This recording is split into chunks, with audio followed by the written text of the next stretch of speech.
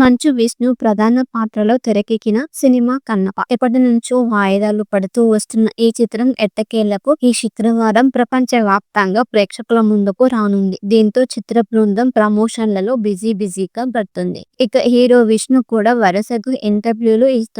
ఇదే సందర్భంగా తన పర్సనల్ అండ్ ప్రొఫెషనల్ లైఫ్ గురించి పలు ఆసక్తికర విషయాలను పంచుకున్నాడు. నటుడిగానే కాకుండా నిర్మాతగాను సత్తా చాటుకుంటున్న మంచు విష్ణుకు అసలు సినిమాల్లోకి రావాలనే ఆలోచన లేదట. నేను చిన్నప్పుడు ఓ సినిమా చేసిన ఈ రంగంలో స్థిరపడాలని అనుకోలేదు. ఎందుకంటే డాడ్ నన్ను IPS చేయాలనుకున్నారు. నన్ను ఓ ప్రభుత్వ అధికారిగా చూడాలన్నది నాన్న కోరిక. అందుకే ఇంజనీరింగ్ లో కూడా చేరాను. అయితే ఇంజనీరింగ్ ఫైనల్ ఇయర్ లో డాడీ నా వద్దకు వచ్చి IPS కంటే నీకు సినిమాలే బాగుంటాయన్నారు. అప్పటి నుంచి సినిమాల మీద దృష్టి పెట్టడం స్టార్ట్ చేశాను. నటుడిగా అవసరమైన ట్రాన్స్ఫర్మేషన్ అంతా అప్పటి నుంచే ప్రారంభమైంది. లేదంటే నన్ను అందరూ IPS గా చూసేవారేమో అని మంచు విష్ణు చెప్పుకొచ్చారు. కాగా తన తండ్రి మోహన్ బాబు లాగే విష్ణు కూడా క్రమశిక్షణ, సమయ పాలనకు బాగా ప్రాధాన్యం ఇస్తాడట. నేను ఉదయం 4 గంటలకే నిద్రలేస్తాను. నా పనులన్నీ నేనే స్వయంగా చేసుకుంటాను. ఇతరుల కోసం